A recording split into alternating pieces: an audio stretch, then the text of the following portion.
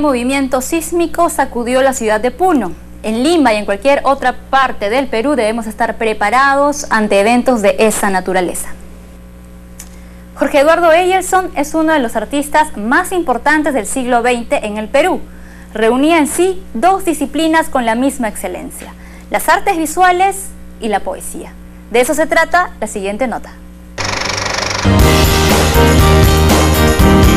Jorge Eduardo Eyerson nació un 13 de abril de 1921, aunque la mayoría de textos indican que fue en 1924. De su infancia se sabe muy poco, incluso para él era un tema tabú. Desde niño se dedicó al arte y también a aprender inglés y francés. De adolescente tuvo de profesor a José María Arguedas, y quizá eso influiría posteriormente en su arte. De joven surfeaba en la herradura y sus conocidos dicen que usaba zapatos con plataforma para disimular su baja estatura. Ellos prácticamente salen del colegio, al año siguiente ya están entrando a la Universidad San Marcos y sí, pues empiezan a publicar. Y en el libro también hago un paralelo con otro crítico que es Estuardo Núñez. Cuenta un testimonio, ¿no?, que gracias a algunos amigos de su colegio tiene acceso al círculo de Mariátegui. Y él tendría, pues en esa época, hablo de Estuardo Núñez, como que 18, 19 años, y Mariátegui, ya con las referencias que tenía Estuardo Núñez, le dice: oye, ¿por qué no deseas participar? Escribe algo para la revista, ¿no?, para Mauta. Entonces esa misma operación se repite en el caso de Eyerson, ¿no? Él tiene como profesor de colegio a Arguedas, y Arguedas está en este grupo que está en la Peña Pancho Fierro. Entonces termina el colegio, es normal, o no sorprenden que termine entrando tan pronto al circuito literario limeño, ¿no?, porque tenía a alguien como Arguedas. Ahora es algo difícil, ¿no? A la edad de 20 años, Eyerson gana el Premio Nacional de Poesía, con el poema Reinos, que marca un antes y un después en su vida, pero también en el panorama de la poesía en esos años. Reinos, digamos que fue una entrada de Eyerson en la poesía en palabras mayores, y 2 años después gana otro concurso de teatro por Maquillage, que es otra obra de él, y se trata de un poeta completamente abocado a la escritura, pero en una edad, digamos, en una edad reciente, ¿no? Lo interesante es que luego de Reinos, Eyerson comienza a escribir poemarios que se van dejando ese registro verbal inicial y comienzan a desacralizarse. Por ejemplo, Tema y Variaciones es un poemario capital en ese sentido, porque es un poemario en donde el drama se traslada a la palabra, ¿no? Ahí tenemos un poeta que comienza a jugar y a experimentar, quizá de raigambre vanguardista, con los sonidos. Por ejemplo, el poema Nocturno, cuando habla del lechero que trae en la noche la leche, o la poesía en forma de pájaro, ¿no? Son poemas, estamos hablando en ese momento del año 50. Ya habían pasado aproximadamente 6 años de la publicación de Reinos. A la par de la escritura, Eyerson comienza también a pintar y asistir a la Academia de Bellas Artes, la cual abandona rápidamente. Jorge Eduardo Eyerson se descubre así incapaz de aceptar el formalismo académico y es por primera vez consciente de su necesidad de libertad creativa. Sí, es uno de esos artistas soñados en el sentido que siempre va a sostener en el tiempo la misma calidad en su trabajo, va a ser muy exigente con lo que hace.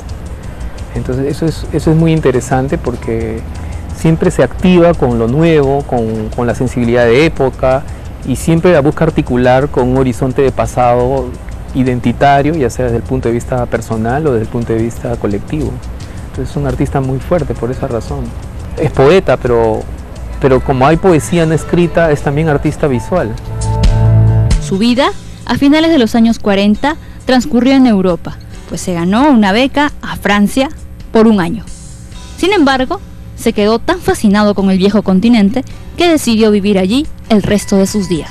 Al Perú no volvió sino en 3 o 4 ocasiones. Bueno, él señala en algunas entrevistas que está en búsqueda de esta Europa mítica, legendaria, que había leído en los cantares de gesta, en la literatura clásica, y de alguna manera también estaba buscando como que la cultura, supuestamente viendo que Lima no era un sitio donde podría desarrollarse, ¿no? Lo ve casi como un páramo. Aparte hay que tener en cuenta la época, ¿no? En los años 40 estaba muy fuerte la idea de que lo europeo, lo occidental era lo más avanzado, lo más desarrollado. Canto visible, un poemario que alude sinestésicamente a cantar y ver a la vez. Y a Papel, que es un poemario, digamos, tautológico, ¿no? Ejelson coloca papeles rayados y escribe papel rayado, ¿no? Coloca papel agujereado y escribe papel agujereado, ¿no? Es como tratar de decir que más allá de lo que uno ve, no hay más de lo que dice la palabra. Y esa también resulta siendo una obra experimental, ¿no? Papel. Pero creo que tras todo este trasfondo de experimentación hay una clara y clave influencia de su paso por Europa. Después de haber ganado estos dos premios, en el 45 y el 47, le otorgan una beca para irse a estudiar cine a Francia, y viaja por toda Europa, y ahí creo que es un momento clave porque entra en contacto con diversas manifestaciones artísticas que yo creo que remecen de manera muy significativa su obra literaria, poética por decirlo así, pero también la obra plástica. Además de cultivar con gran arte la poesía, también se inclinó a escribir en prosa. Escribió novelas y algunos ensayos de múltiples temas en los diarios de la época.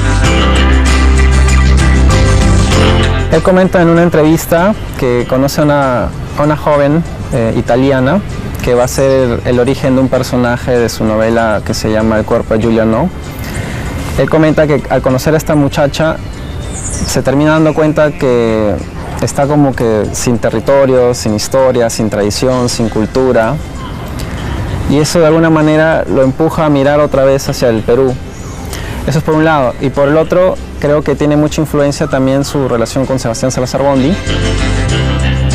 Logra en el 45 el Premio Nacional, y justo es esta circunstancia, ¿no? Lograr el premio lo que le da tal notoriedad pública que le permite entrar a la prensa, a este diario, y entonces ahí empieza a publicar con mayor periodicidad, ¿no? Prácticamente se vuelve un columnista de este diario. Pero las intenciones reales de Ejelson era sacudir la poesía local, darle nuevos aires, proponer un nuevo lenguaje. Pude descubrir gracias a la investigación fue este perfil de un poeta que, como lo digo en el libro, pretende apoderarse de la literatura peruana, en el sentido de que junto con sus socios, con Sebastián Salazar Bondy y con Javier Sologuren, participan en muchos eventos, publican y terminan como que forjando una intención de cambiar el canon de la poesía peruana. En el 46 los tres editan esto que se llama la antología La poesía contemporánea del Perú, donde proponen un canon distinto, ¿no? Se deja de lado a Chocano, que todavía tenía mucha fuerza en ese momento, y colocan a Vallejo y a Eguren como epígonos de la poesía peruana. Otra faceta brillante en él será dentro de las artes visuales: la escultura, la pintura, las performances. No he tratado de hacer una clasificación por etapas, ¿no? Más bien he visto más bien que hay tópicos que cruzan toda su vida productiva como artista, ¿no? Que están desde el principio y están al final. Solamente, por ejemplo, todo este tema de la muerte, ¿no? La primera muerte de María, la tensión existencial con el cuerpo, está todo el tiempo, ¿no? Desde el poemario Reinos hasta sus creaciones. Es como si pasara por etapas de silencio, es decir, ya a esta forma estética ya le di bastante y ahora estoy viviendo un momento distinto en mi vida, entonces asumo otra, pero los temas son transversales. A pesar de que no estudió en ninguna escuela de arte, su obra es vasta, estéticamente rigurosa y con sentido poético. Los nudos son interesantes como una pieza, se podría decir, híbrida, que toma del tejido su concepto y que se junta muy bien con lo precolombino, por ejemplo, el quipu, pero al mismo tiempo es arte objetual en algún sentido fuerte, es decir, creo que son piezas que pueden circular como mercancías en el mercado del arte En cambio las performances no tanto. Las piezas que él hace de técnica mixta, que se llaman Paisaje Infinito de la Costa del Perú, que comienzan en el año 57, y que Eyelson mismo declara cuando habla de esa serie, diciendo que esa serie era una serie que no iba a terminar nunca, o sea, iba a terminar junto con su vida. Son piezas que, para las que pide materiales por carta y que le envíen a donde vivía Italia, ropa o arena, etcétera. Técnica mixta, ¿no?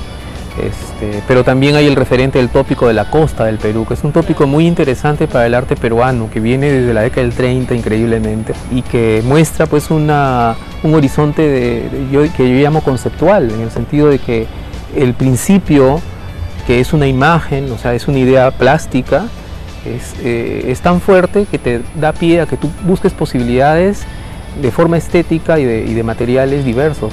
A mí me llamó mucho la atención siempre que cuando leía sus poemas, como en los de Habitación de Roma, encontraba objetos como la silla, la camisa, el pantalón, que luego en sus obras plásticas van a estar ensamblados.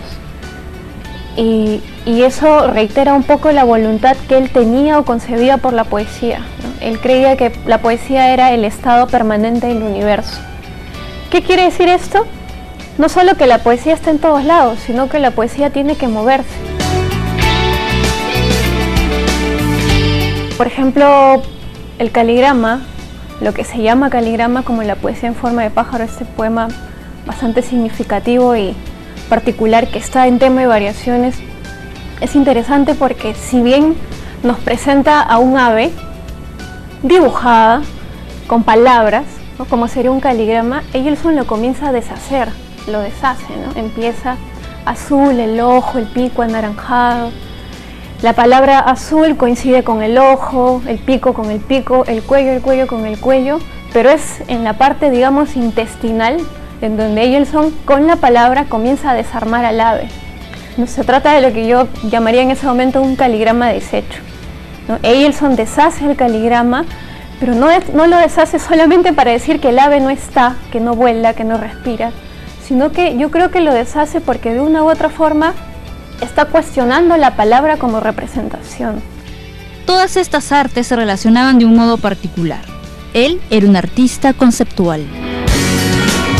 Cosas de los 60, por ejemplo, Papel, es una pieza escrita, hecha en el año 60, pero publicada en el Perú el año 76. Por el INC, en este librito que se llama Poesía Escrita. Un nombre raro también.